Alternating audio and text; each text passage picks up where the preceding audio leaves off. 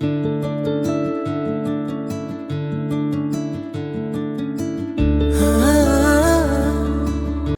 நாள் ஒரு நரி தவறி கிணத்துல விழுந்துடுச்சான்.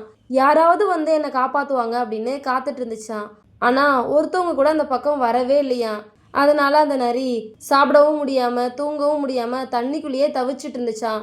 10 நாட்களும் ஆச்சான். அன்னைக்கு அந்த பக்கம் ஒரு ஆடு கத்திக்கிட்டே வந்துச்சான். உடனே நரி உஷாராயிடுச்சான். இந்த ஆட்டை வச்சு எப்படியாவது மேலே போயிடணும் அப்படின்னு நினச்சிதான்.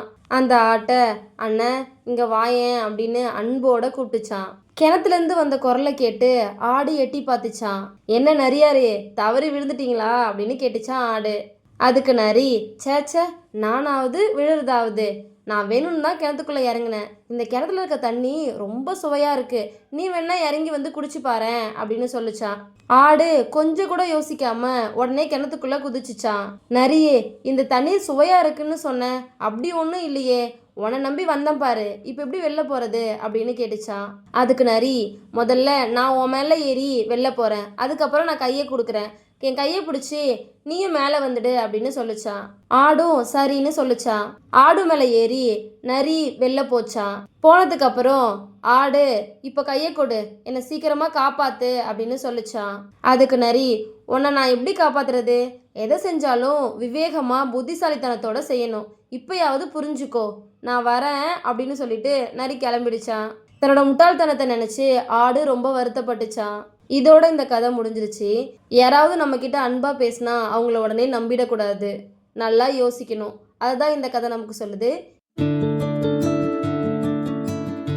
ஒரு நாள் ஒரு சிறுவன் யானை பாகன் கிட்ட, இந்த யானையை சங்கிலியால் கட்டி போட்டிருக்கீங்களே, அதை அறுத்துக்கிட்டு அந்த யானையால் போக முடியாதா அப்படின்னு கேட்டானா. அதுக்கு யானை பாகன் சொன்னானா, அதெல்லாம் அறுத்துட்டு போக முடியும், ஆனால் அப்படி போகாது அப்படின்னு சொன்னானா. அதுக்கு அந்த சிறுவன், ஏன் அப்படின்னு கேட்டானா. அதுக்கு யானை பாகன், யானை குட்டியாக இருக்கும்போதே இது போல் ஒரு சங்கிலியால் கட்டி போட்டுருவோம், அந்த யானைக்குட்டியும் அதை அறுத்துட்டு போகிறதுக்காக ரொம்ப முயற்சி செய்யும், முயற்சி செஞ்சு ஒரு கட்டத்தில் அது முயற்சி செய்கிறதே விட்டுடும், நம்மளால் முடியாது அப்படிங்கிற மைண்ட் செட்டுக்கு அது வந்துடும். அந்த குட்டி வளர்ந்து பெரிய யானையாக ஆனதுக்கப்புறம் அதோட வலிமையை அது உணராமல் நம்மளால் முடியாது அப்படின்னு பழைய மனநிலையிலேயே இப்பயும் அந்த சங்கிலியை அறுக்க முயற்சி செய்கிறதே இல்லை. சங்கிலிக்கு பதிலாக ஒரு கயிறாலது காலில் கட்டினாலும் அதை அறுக்க முயற்சி செய்கிறதே இல்லை. காலில் ஏதாவது கட்டினா அங்கேயே நின்றுடணும் அப்படிங்கிற மனநிலைக்கு அது பழகிடுச்சு அப்படின்னு அந்த யானைப்பாகன் சொன்னானா. இந்த உதாரணம் யானைக்கு மட்டும் இல்லை, நமக்கும் பொருந்தும். எத்தனையோ முயற்சிகளை நம்ம வாழ்க்கையில் எடுத்திருப்போம், அதில் சின்னதாக தோல்வி கிடச்சிட்டா போச்சு, இனி அவ்வளோதான் அப்படின்னு நம்பிக்கை இழந்து அதில் வெற்றி அடையாமலே போயிடுறோம். ஒரு வகையில் நம்மளும் அந்த யானையை போல தான். இதோட இந்த கதை முடிஞ்சிருச்சு.